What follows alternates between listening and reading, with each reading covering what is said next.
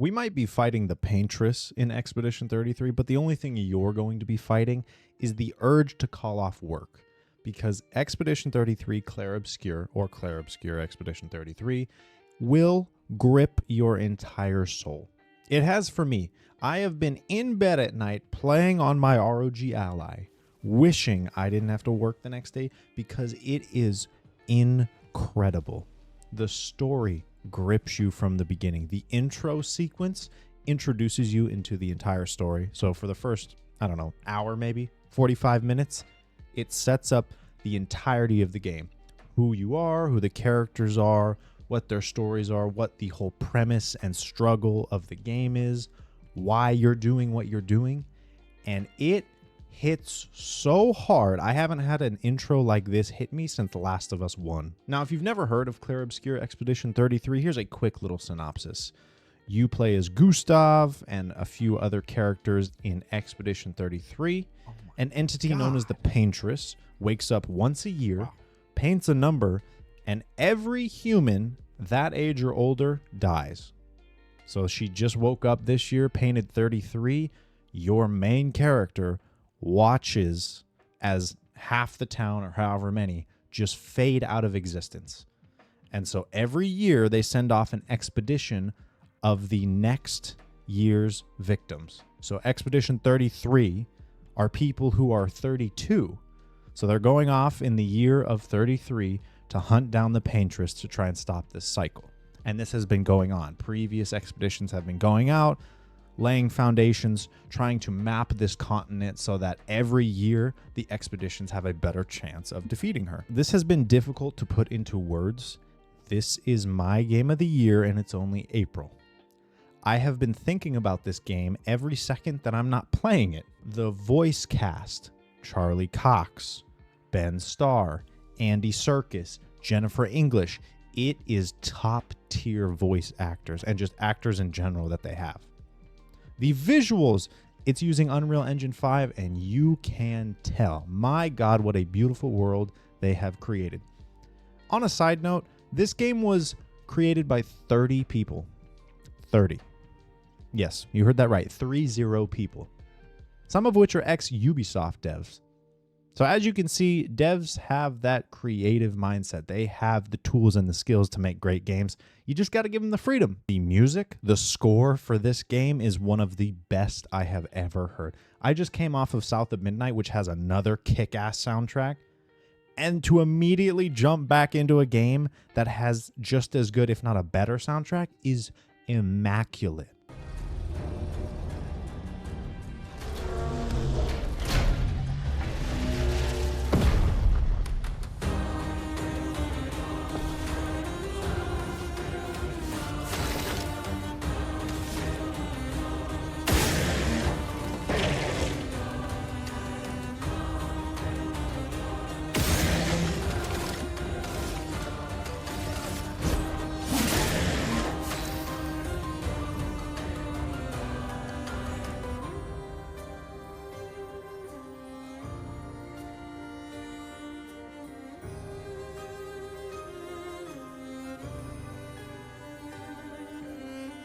Every time you hop into a battle, a different soundtrack kicks in. Each boss or mini boss has their own soundtrack.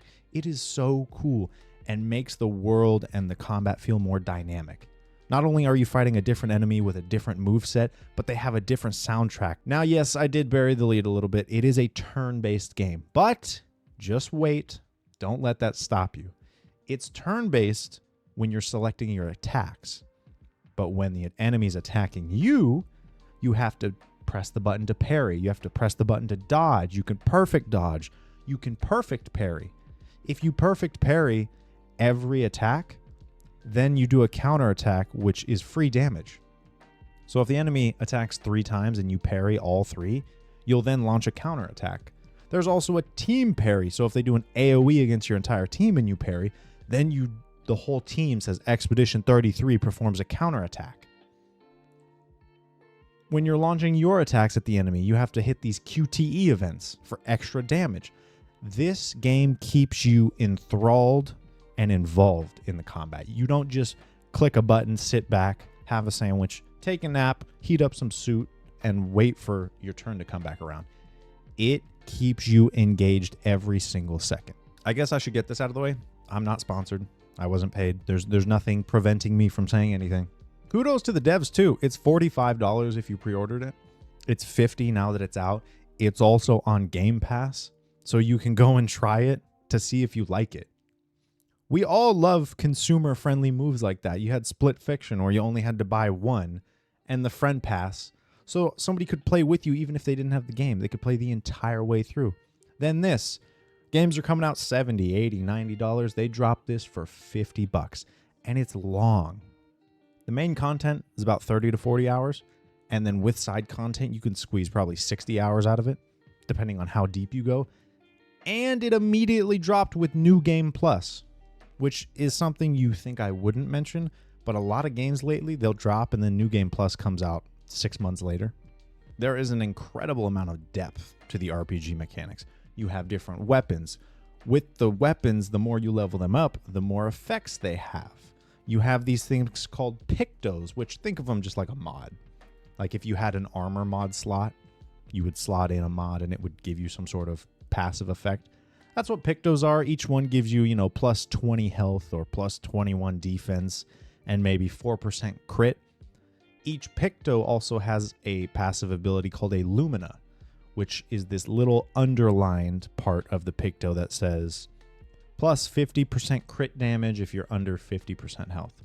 Now, the cool thing is once you equip one of those pictos, one of those mods onto your character, after you win 4 battles with that picto equipped, that underlying effect, that Lumina effect, is now unlocked to where you can put that on any other picto.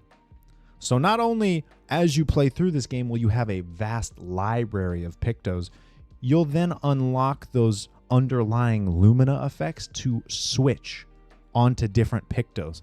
So the amount of times you can change up your builds for your characters and, I'm going full crit for this character, or, I'm going to sink in all the damage for this character because when they hit below 50% health, they're going to have a 100% chance to crit.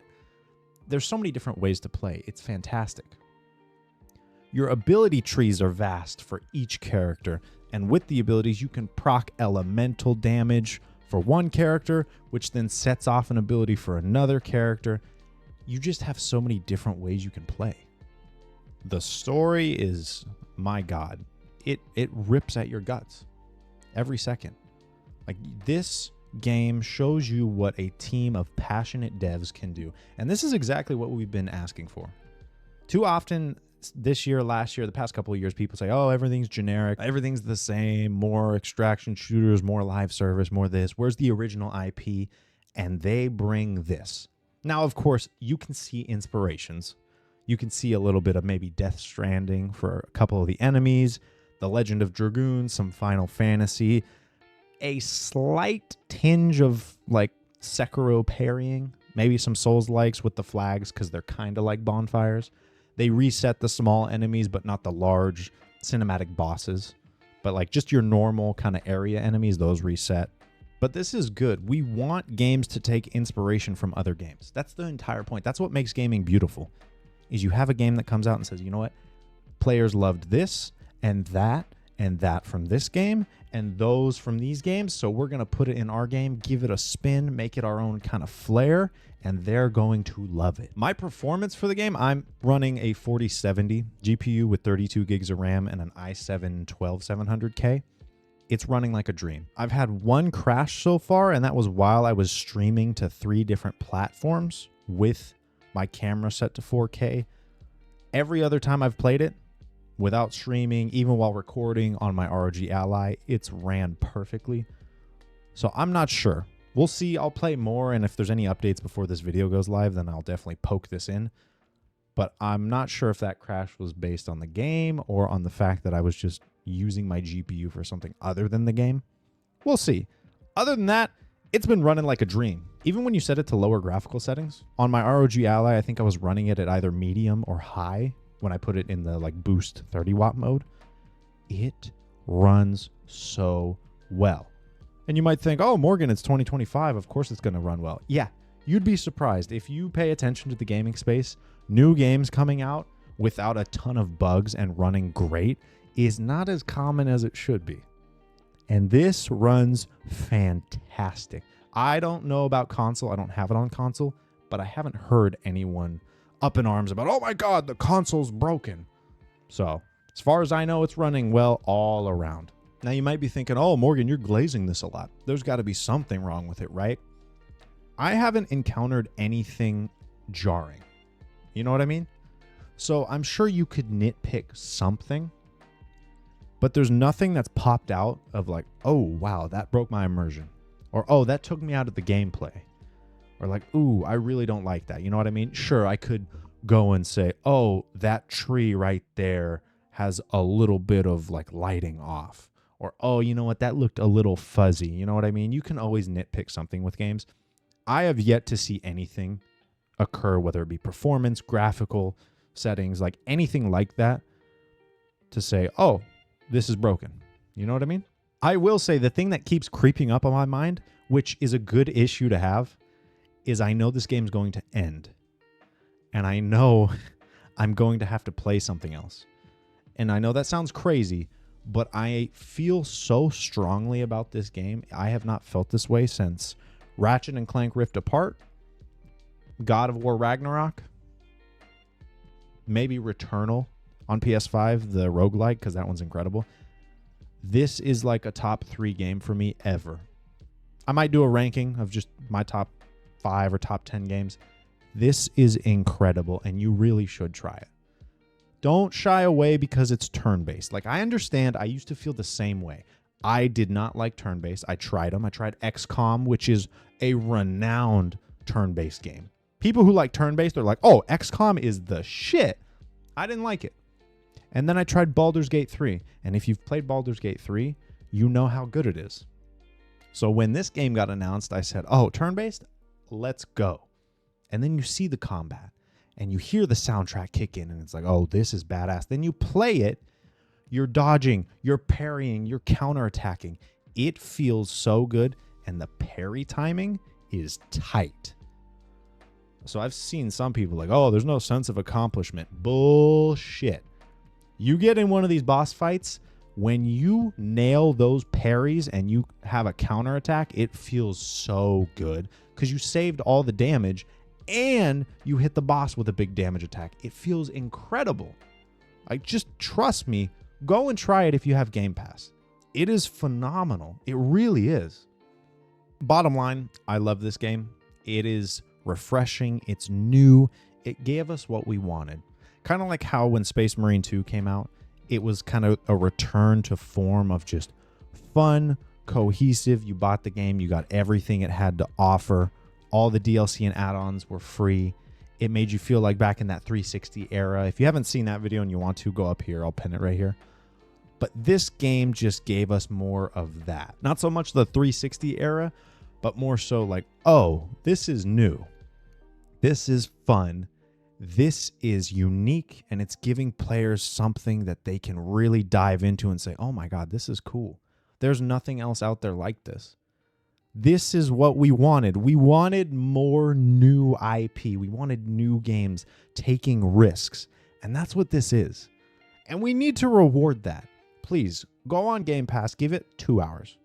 Give it 2 hours. The intro can be lengthy depending on how long you take because it does a really good job of establishing who the characters are, what the world is, what the big issue is, what the struggle is, where the stakes are. It just does a fantastic job of encapsulating why you're here, why you're worried, why you're fighting, and what you have to lose in this first little intro. So give it 2 hours and then come back and let me know what you think. If this video was helpful or entertaining, maybe both, if it made you decide, you know what, maybe I will give it a try. Go and like, comment, tell me what you think about it. Go subscribe if you're not already, which you should be. I'm just saying, you should be. And let me know what you're drinking. I'm on my last few drops of coffee. After this, it's going to be decaf. But let me know what you think of Clair Obscur Expedition 33. It is a great time for gaming. We've got Doom in 2 weeks. I'm going to be playing that bad boy. Got the Oblivion remaster, which For me, it's okay, but I know people are loving it. Like, if you're a Bethesda fan, they are eating good. So let me know what you're playing. I want to know, and you have a good rest of your day. Stay caffeinated and stay hydrated. Okay. All right, Lune, I need you to, like, put in some work.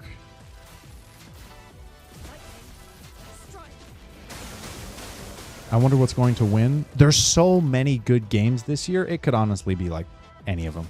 Even just in these 4 months, we have had amazing games. Oh, he's resistant to ice. Okay, that's good to know. Oh, it's only 2? Okay. My nostalgia is Skyrim. Yeah, they're both Bethesda. Like, Skyrim, Oblivion, they're very similar. I know they're not the same. Be nice to my flower guy. Listen, your flower guy is beating my ass. I'm not being mean to him. I'm just defending myself. Oh, I think I can set him on fire with this. Nope. Okay. Okay. I don't think he has a weak point I can shoot. I don't remember what growing flowers does. Shit. I remember what... crap.